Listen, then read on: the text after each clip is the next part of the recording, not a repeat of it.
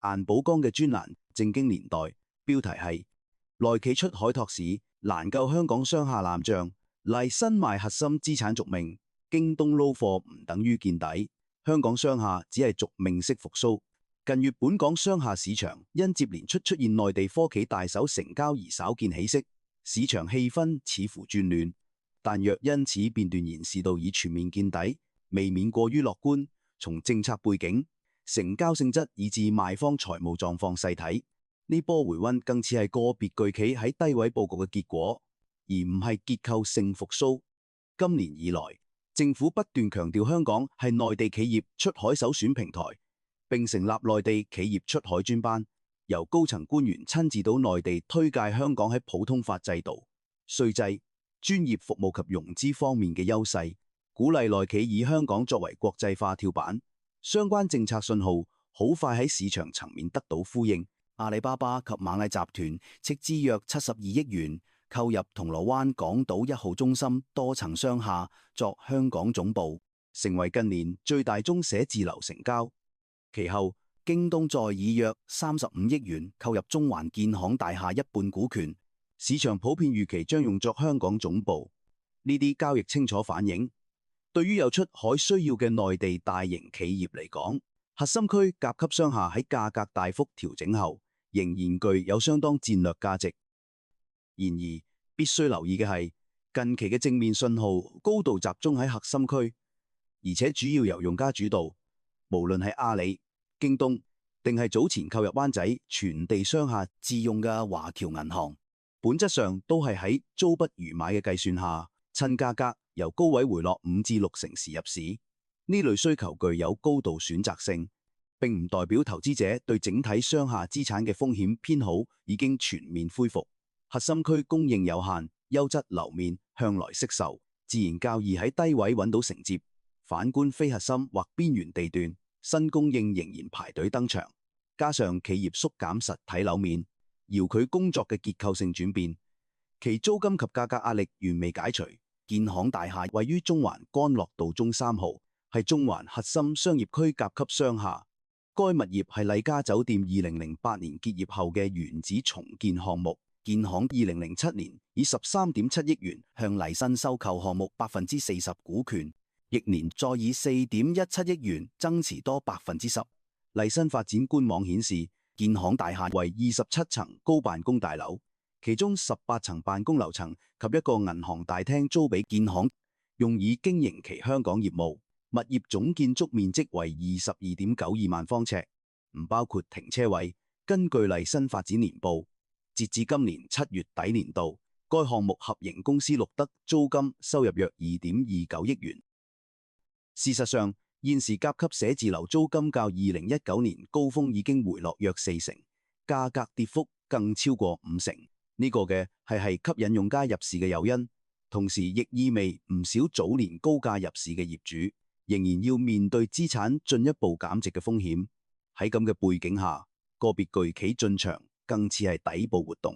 而唔係整個市場已經反轉嘅鐵證。講返京東。今年喺香港內地企業最強嘅就係京東，佢哋喺香港頻繁動作，包括3月成立嘅快遞港島營運中心，到8月完成對佳寶食品超市嘅收購，進一步完善咗喺香港嘅供應鏈。今年早啲時候，京東亦加強咗京東購物平台喺香港嘅佈局，甚至挑戰 HKTV Mall， 對創辦人王維基造成巨大壓力。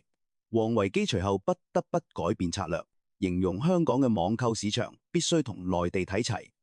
呢一個市場亦有唔少迴響。喺最近嘅10月，京東同香港科技大學成立咗聯合實驗室，打造超級供應鏈下嘅人工智能。呢啲動作都顯示出京東今年喺香港的確係最強嘅內地企業，並做出咗重大部署。最新嘅動作包括購買中國建設銀行大樓一半股權。市場預期京東日後將以中國建設銀行大樓為集團總部。回顧2007年建行購買中國建設銀行大樓一半股權嘅價格，分2次交易，而家總共持有50%股權，當時嘅價格約為17億，而如今物業升值到接近34億。實際上由2007年至今，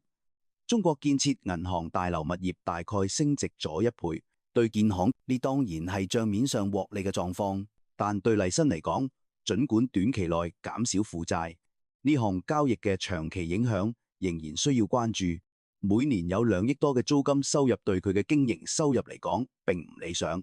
從賣方角度睇，京東入股建行大廈對麗新嚟講，更係一宗典型嘅以折讓換流動性交易。該項交易作價較估值折讓約6.7%，換來約24億元淨現金流入，並令集團喺帳面上由淨流動負債轉為淨流動資產。短期而言，呢個無疑為財務繃緊嘅麗新帶嚟喘息空間，但代價係將中環核心、租金穩定嘅優質收租資產拆件出售，以換取時間。麗新嘅根本問題始終在於高槓桿結構下，毛利長期唔足以支付利息。截至今年7月底，集團收入倒退，持續錄得大額虧損，流動負債明顯高於流動資產。核數師亦明確指出，其持續經營存在重大不確定性。更關鍵嘅係，近年經營現金流大部分被利息開支吞噬，就算唔計其他營運成本，單係財務費用已經足以食清光毛利。難怪外界形容其處境為銀行打工。喺呢個情況下，麗新只可以不斷透過再融資及出售資產延長壽命。出售建行大廈，加上重組長沙灣廣場貸款，確實降低咗短期違約風險，亦令銀行更願意繼續拖一拖。但呢種改善係以未來盈利能力為代價。核心收租資產減少，豪宅項目喺低迷市況下變現困難，而資產重估虧損嘅陰影仍然存在。即使減息週期為利息負擔帶嚟一定舒緩，亦更似係止痛藥，而唔係根治高槓桿後遺症嘅良方。總體嚟講，內地企業借港出確實係核心區商廈托底，亦重新強化咗香港作為國際商業平台嘅角色。但呢個並唔等於整體商廈市道已經全面翻身，核心區正尋找新均衡，非核心區仍然消化壓力。而對麗新嚟講，今次交易只係暫時游到水面換一口氣，距離真正離開深水區仍然有一段漫長而艱難嘅去槓桿之路。